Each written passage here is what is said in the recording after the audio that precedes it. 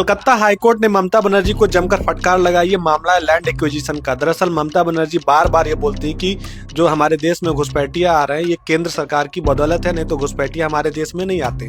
अब दरअसल वेस्ट बंगाल से लेकर बांग्लादेश के बीच में जो बॉर्डर एरिया है वो टोटल 2216 किलोमीटर है। और आप जानकर हैरत होंगे ये सारी चीज़ें कि 570 किलोमीटर एरिया की फेंसिंग ही नहीं हुई है। वो एरिया ऐसे ही खाली है, वहाँ पर फेंसिंग ही नहीं हुई है। अब दरअसल जो फेंसिंग लगाने का काम बीएसएफ और केंद्र सरकार मिलकर करती है, लेकिन जो लैंड एक्विजिशन का जो काम रहता है वो ममता बनर्जी को देखना पड़ता है। लेकिन ममता बनर्जी बैठकर इन सारी चीज़ों पर बात ही नहीं कर पा रही हैं, इसलिए फेंसिंग नहीं हो पा रही है। और आप सोचिए 1 किलोमीटर या 10 कदम की एरिया अगर थोड़ा सा भी खाली रहता है तो घुसपैठिया उसमें से घुस जाते हैं और देश सुरक्षित नहीं रहता अपना। और इतना लंबा एरिया, मतलब आप समझिए दिल्ली से लेकर लखनऊ इतनी दूरी तक फेंसिंग ही नहीं हुई है। वहाँ से क्या बांग्लादेश के लोग हमारे वेस्ट बंगाल में नहीं आएंगे, हमारे देश में नहीं आएंगे? इससे आतंकवाद नहीं बढ़ेगा?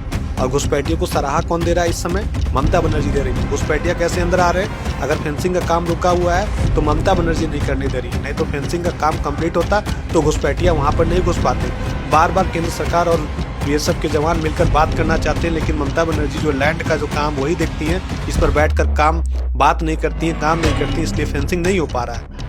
अब ये मामला कैसे सुलझेगा, इसलिए कलकत्ता हाईकोर्ट ने फिर से फटकार लगाई है कि बैठकर बात करिए, इन सारी चीज़ों को फेंसिंग करवाइए, क्योंकि 570 किलोमीटर का एरिया बहुत लंबा होता है। घुसपैठिया हमारे देश में आ रहे हैं, पूरे वेस्ट बंगाल में आ रहे हैं, और इससे बंगाल की स्थिति खराब होती जा रही है। ये शुभ संकेत नहीं है बंगाल के लिए।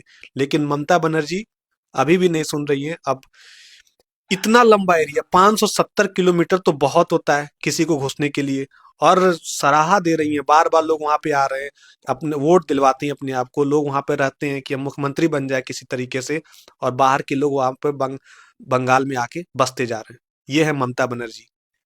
आप इस पर किसका गलती लगता है आपको?